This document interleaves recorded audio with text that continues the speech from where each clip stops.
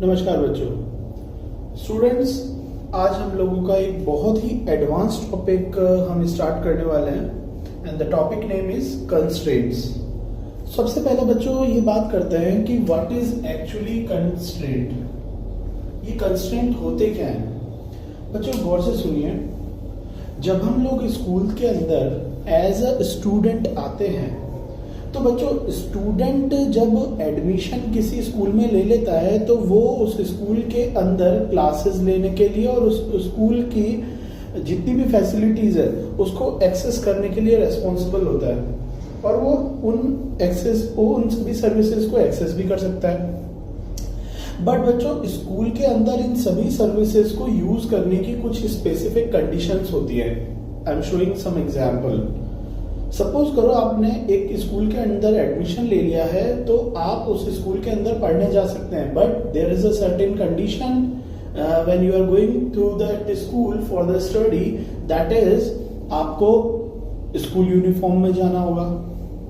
M I right? आपको एक particular time पर पहुंचना होगा स्कूल, अदरवाइज आप स्कूल के अंदर एंट्री नहीं ले पाओगे। एक पर्टिकुलर टाइम तक स्कूल में रुकना होगा आपको, आप उससे पहले स्कूल से नहीं निकल सकते। तो बच्चों ये सारी सिचुएशंस क्या हैं? एक्चुअली ये सारी सिचुएशंस एड ऑन्स या एडिशनल कंडीशंस है जो कि स्कूल ने आप लोगों के ऊपर अप्लाई कर रखी है। अब क्वेश्चन आता है सर ये स्पेशल जो कंडीशंस हैं ये अप्लाई कौन करता है? तो obviously from school side, school का मैनेजमेंट, स्कूल के टीचर्स ये सारी कंडीशंस आपको शो करते हैं, आपको ऊपर अप्लाई करते हैं। ओके, और इनको फॉलो कौन करता है? Obviously student. यानी एक बात तो कंफर्म है, कंडीशंस बनाता कोई और है और उन्हें फॉलो कोई और करता है। M I right? उसी तरह से बच्चों हमारे माई एसक्यूएल के अंदर भी कंस्ट्रेंट्स है। तो सबसे पहले बात करते हैं सर ये कंस्ट्रेंट क्या है। Simply constraints are the condition, constraints are the condition over to the table. Simply constraints are the condition over to the table which is used to check the validity of data. Constraint क्या होती है बच्चों? Table के ऊपर apply होने वाली additional conditions होती हैं जो कि डेटा की वैलिडिटी चेक करती है कि जो डेटा हम उस टेबल में डालने वाले हैं क्या वो वैलिड है या नहीं है, टेबल में स्टोर होने लायक है या नहीं है। देखो बच्चों अभी तक क्या था ना, हमने टेबल जो क्रिएट करी उसके अंदर हम इंसर्ट इनटू से जो रिकॉर्ड डालना चाहते हैं वो चला जाता है। पर्टिकुलर कॉलम में डुप्लीकेट वैल्यू भी जा रही है, ठीक है, सब कुछ अलाउ हो रहा है अभी तो। क्यों? क्योंकि अभी तक हम लोगों ने टेबल के ऊपर कंडीशंस अप्लाई नहीं करी है। Okay, but now we are just showing some special condition over to the table, ठीक है, जिससे क्या होगा कि टेबल के अंदर सर्टेन कंडीशंस को अगर हमारा डेटा फॉलो करेगा तो ही वो उस पर्टिकुलर टेबल के अंदर एग्जिस्ट कर सकता है, अदरवाइज वो रिकॉर्ड डेटा टेबल के अंदर स्टोर नहीं होगा। Okay students, so this is called the power of constraint. So simply if someone is just asking you what is constraint, what you will write? Simply constraints are the condition over to the tables column. ठीक है। अच्छा एक बात और, sir ये constraint हम कहाँ apply करते हैं? बच्चों कंस्ट्रेंट हम अप्लाई करते हैं स्पेसिफिक कॉलम्स के ऊपर। It is not compulsory that every constraint you will apply. आप किसी भी एक कॉलम के ऊपर मल्टीपल कंस्ट्रेंट भी अप्लाई कर सकते हो और एक टेबल में मल्टीपल कंस्ट्रेंट भी अप्लाई कर सकते हो, सिर्फ एक को छोड़ के। दैट इज प्राइमरी की जो आपके सामने दिख रहा है record number that point number 4 में, उसको छोड़ के आप किसी भी टेबल में किसी भी कॉलम के ऊपर कोई सा भी कंस्ट्रेंट अप्लाई कर सकते हो विदाउट एनी रेस्ट्रिक्शन। लेकिन जैसे ही आप किसी भी कॉलम पे ये कंस्ट्रेंट अप्लाई करते हो उस कॉलम में जो डेटा होता है वो फिर इन कंस्ट्रेंट के अकॉर्डिंग वर्क करने लगता है। ये कंस्ट्रेंट की जो स्पेसिफिक कंडीशंस है जो हम फर्दर पढ़ेंगे, अगर वो पर्टिकुलर डेटा उन कंडीशंस को फॉलो करेगा तो वो स्टोर होगा, अदरवाइज वो नहीं होगा। ओके बच्चों, सो सबसे पहले बात करते हैं कंस्ट्रेंट कितने टाइप के होते हैं बच्चों? MySQL हम लोगों को ये 6 टाइप के कंस्ट्रेंट ऑफर करता है। सबसे पहला नॉर्मल, दूसरा unique, third check, fourth primary key, fifth default and six foreign key. बच्चों due to the COVID pandemic आपका जो ये फॉरेन की है ये आपके कोर्स से, सिलेबस से अभी रिमूव हो गया है। वैसे तो 11th के सिलेबस में ही था, लेकिन पैंडेमिक के चक्कर में जो 30% आपका रिड्यूस हुआ है उसमें फॉरेन की को आपके कोर्स से हटा दिया गया है। तो ऑब्वियसली हम ये अभी नहीं पढ़ेंगे। हम लोग ऊपर के जो हमारे 5 कंस्ट्रेंट है सिर्फ इनको ही कंसीडर करेंगे। These 5 are normal, unique, check, primary key and default. अब बच्चों सबसे एक इंपॉर्टेंट क्वेश्चन आता है कि सर ये जितने भी कंस्ट्रेंट आपने बताए हैं ये हम कब अप्लाई करते हैं टेबल पे? तो ऑब्वियसली जब आप टेबल को क्रिएट करते हो तो आपको पता होगा बच्चों, टेबल को क्रिएट करने के लिए डीडीएल कमांड है। जब आप डीडीएल कमांड के थ्रू टेबल को क्रिएट कर रहे होते हैं तभी आप ये कंस्ट्रेंट को स्पेसिफिक कॉलम्स के ऊपर शो कर देते हैं। ओके, और उसके बाद जब आप इंसर्ट इनटू कराते हैं तो आपका जो डेटा इंसर्ट इनटू से आप डाल रहे हैं ना टेबल में, वो data must be in constraint की स्पेसिफिक कंडीशंस को फॉलो करेगा। ओके, तो चलिए वन बाय वन हम इन कंस्ट्रेंट्स को देखते हैं। ठीक है, चलिए बच्चों आज हम कंस्ट्रेंट्स में सबसे पहला कंस्ट्रेंट आज सीखने वाले हैं यूनिक कंस्ट्रेंट। कौन सा कंस्ट्रेंट बच्चों? Unique constraint. सबसे पहले बच्चों इसकी basic theory, what is unique constraint? Unique constraint in MySQL provides you the facility to make a column, to define a column whose value must be uniquely identified. Am I right? What I want to say, suppose करो बच्चों आप एक ऐसी table बना रहे हैं जिसके अंदर एक ऐसा कॉलम है जिसकी वैल्यू कभी भी डुप्लीकेट नहीं हो सकती। आप उसके अंदर चाहकर भी डुप्लीकेट डेटा नहीं डाल सकते। तो उस कॉलम को आप कौन से कंस्ट्रेंट से शो करेंगे? यूनिक कंस्ट्रेंट से। यानी उस पर्टिकुलर कॉलम की वैल्यू हमेशा क्या होगी? यूनिक होगी। M I right? तो चलिए एक सपोज करो बच्चों एक स्टूडेंट टेबल है।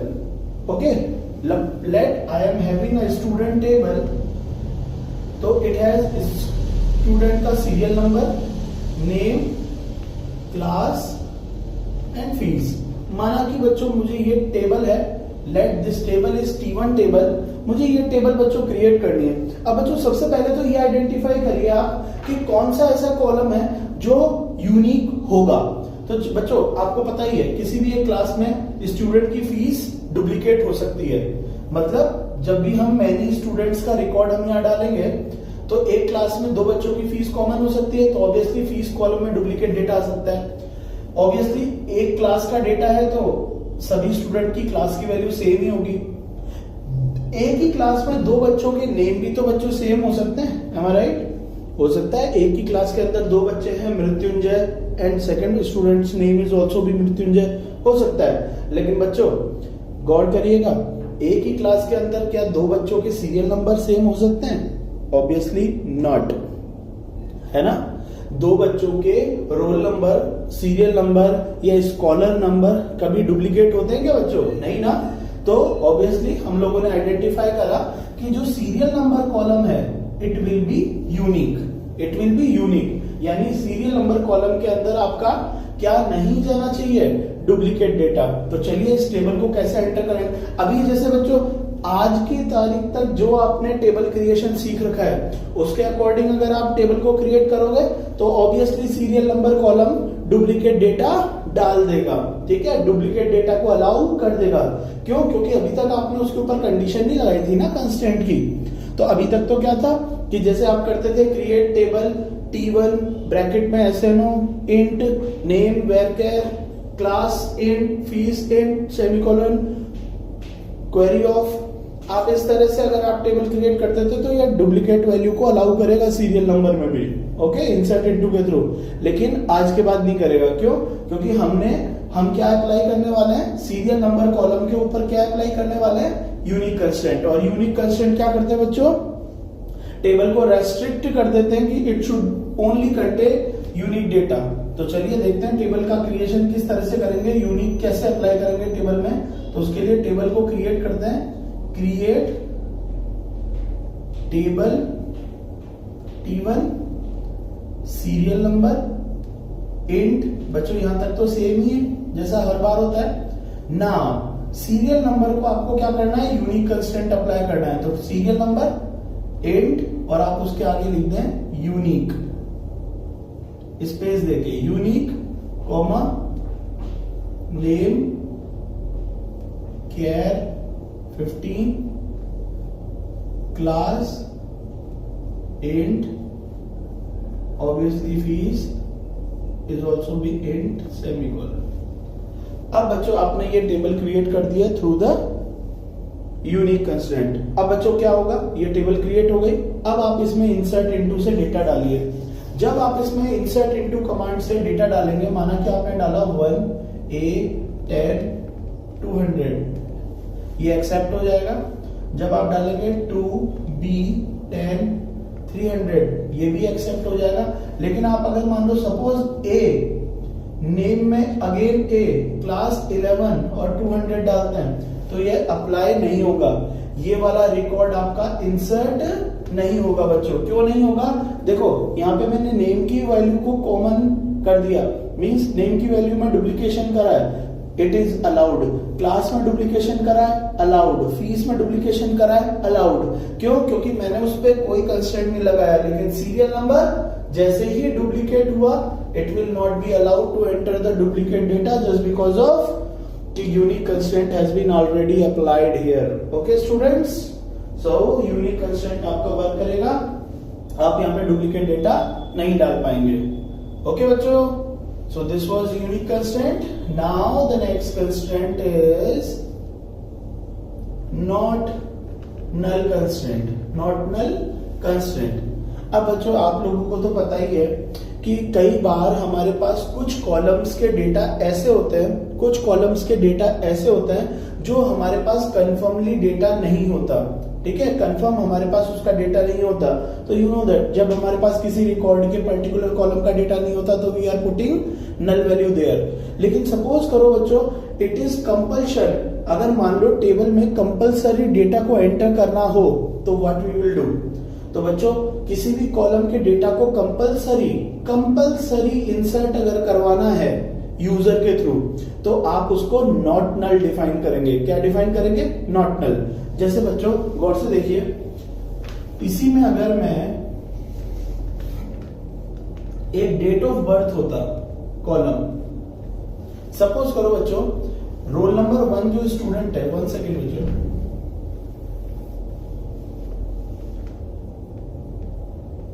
सपोज करो बच्चों रोल नंबर 1 जो स्टूडेंट है जिसका नाम ए है, क्लास 10 है, फीस सपोज करो उसने फीस डिपॉजिट नहीं कराई है तो ऑब्वियसली यहाँ पे उसके नल आ रहा होगा। Am I right. हो सकता है उस बच्चे ने अभी क्लास डिसाइड नहीं कर रखी हो तो यहाँ भी उसके क्लास में नल आ रहा होगा। बट यू नो दैट बच्चा every student has their unique name। am I right or not? हर बच्चे का यूनिक नेम तो होता ही है और नेम चलो डुप्लीकेट हो सकता है लेकिन नेम कॉलम की वैल्यू कभी भी क्या नहीं हो सकती, नल नहीं हो सकती, क्योंकि हर बच्चे का नेम तो ऑब्वियसली डिसाइड होता ही है बच्चों। उसी तरह से जो डेट ऑफ बर्थ है चाहे कुछ भी हो जाए भाई, एक बच्चा जब बॉर्न हो ही गया है तो उसका डेट ऑफ बर्थ कभी भी क्या नहीं हो सकता, नल नहीं हो सकता। Am I right. Null means we do not have value for that record, तो नल नहीं हो सकता। कौन कौन नल नहीं हो सकता बच्चों, स्टूडेंट का नेम, डेट ऑफ बर्थ, वो कभी भी नल नहीं हो सकते। तो बच्चों इस टेबल को कैसे क्रिएट करेंगे और ये कंस्ट्रेंट कैसे अप्लाई करेंगे, वेरी सिंपल। गौर से देखिए किस तरह से, नेम केयर 15 और आप इसके आगे लिख दे स्पेस देके नॉट नल और उसके बाद कॉमा लगाकर class int as usual, fees int as usual, comma then date of birth DOB, data type होगा उसका डेट और again it should be not null. Okay बच्चों, अब इससे क्या होगा बच्चों, सपोज करो एक्सीडेंटली आप एक रिकॉर्ड डालते हो 1 2 3 और नेम आपने गलती से यहां पर नल डाल दिया, क्लास डाल दी, फीस डाल दी, और डेट ऑफ बर्थ को भी नल डाल दिया, या इन दोनों कॉलम में से या तो डेट ऑफ बर्थ या तो नेम में से किसी एक को नल डाल दिया, तो बच्चों वो रिकॉर्ड एक्सेप्ट नहीं करेगी टेबल, क्योंकि आपने क्या कर रखा है, टेबल पे कंस्ट्रेंट अप्लाई कर रखा है, और that constraint is what, not null constraint. Not null prohibits, not null constraint अगर आप किसी कॉलम में डाल देते हो बच्चों, तो वो आपको स्ट्रिक्टली कहता है कि this column value must not be null. Okay, so must not be null means we must need to initialize their value uniquely. Am I right? So these are the two constraints which we have been discussed here. Now the next constraint हम next class में देखेंगे बच्चों। Student, आज मैंने आप लोगों को 2 फाइलें भेजी है, उन फाइल्स का जो नेम है वो आपके चैप्टर वाइज है। आप उन दोनों फाइल्स को अपने नोटबुक में चैप्टर वाइज ही नोट करेंगे। उस फाइल का जो नेम है वही उसका चैप्टर है। मैंने इंट्रोडक्शन टू डेटाबेस है और दूसरा जो मोर इन एसक्यूएल क्वेरी है, उनकी 2 शीट्स भेजी हैं। आप उनके वर्क को एज इट इज अपने कॉपी में नोट करेंगे। ठीक है, thank you, have a nice day.